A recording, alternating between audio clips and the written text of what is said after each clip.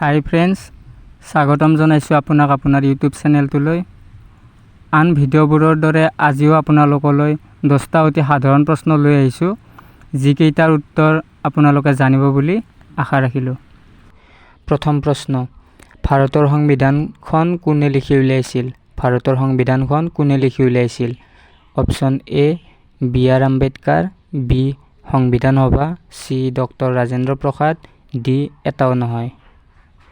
উত্তৰটো হ'ল বি সংবিধান সভা। 2 নম্বৰ প্ৰশ্ন, সংবিধান সভাৰ স্থায়ী সভাপতি কোন? সংবিধান সভাৰ স্থায়ী সভাপতি কোন? Option A doctor Rajendra Prasad, option B B R Ambedkar, C Mahatma Gandhi, D এটাও নহয়। শুদ্ধ উত্তৰটো হ'ল এ ডক্টৰ ৰাজেন্দ্ৰ প্ৰসাদ। 3 নম্বৰ প্ৰশ্ন, বিশ্বৰ ভিতৰত সকলোতকৈ দীঘল সংবিধান কোনখন? বিশ্বৰ ভিতৰত সকলোতকৈ দীঘল সংবিধান কোনখন? Option A England, B Russia, C America, D Bharatvarsha. শুদ্ধ উত্তৰটো হ'ল ডি ভাৰতবৰ্ষ। 4 নম্বৰ প্ৰশ্ন, ভাৰতৰ সংবিধানখন কেতিয়াৰ পৰা কাৰ্যকৰী কৰা হয়? ভাৰতৰ সংবিধানখন কেতিয়াৰ পৰা কাৰ্যকৰী কৰা হয়? Option A 1949, option B 1947, C 1950, D 1850। শুদ্ধ উত্তৰটো হ'ল চি 1950। 5 নম্বৰ প্ৰশ্ন, প্ৰধানমন্ত্ৰীক কোনে নিয়োগ কৰে? প্ৰধানমন্ত্ৰীক কোনে নিয়োগ কৰে?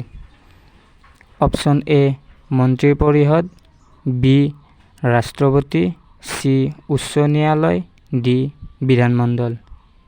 শুদ্ধ উত্তৰটো হ'ল বি ৰাষ্ট্ৰপতি। 6 নম্বৰ প্ৰশ্ন, উচ্চতম ন্যায়ালয়ৰ এজন ন্যায়াধীশৰ কাৰ্যকাল কিমান?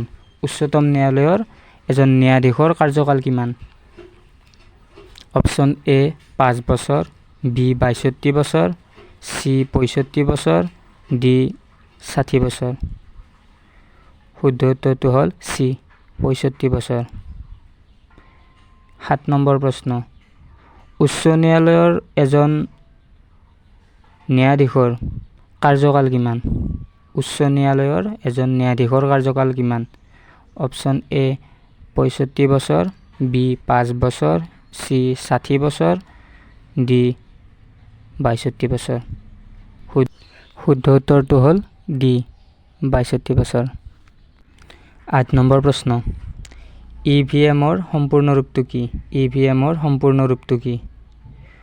উত্তৰটো হ'ল electronic voting machine. Electronic voting machine.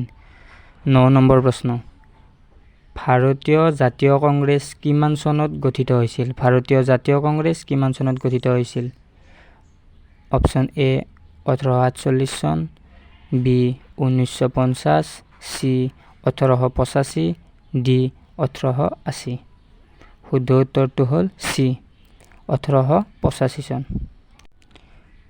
10 number প্ৰশ্ন, চীনে কেতিয়া ভাৰত আক্ৰমণ কৰিছিল? চীনে কেতিয়া ভাৰত আক্ৰমণ কৰিছিল? Option A 1960, B 1962, C 1862, D 1950। শুদ্ধ উত্তৰটো হ'ল বি 1962।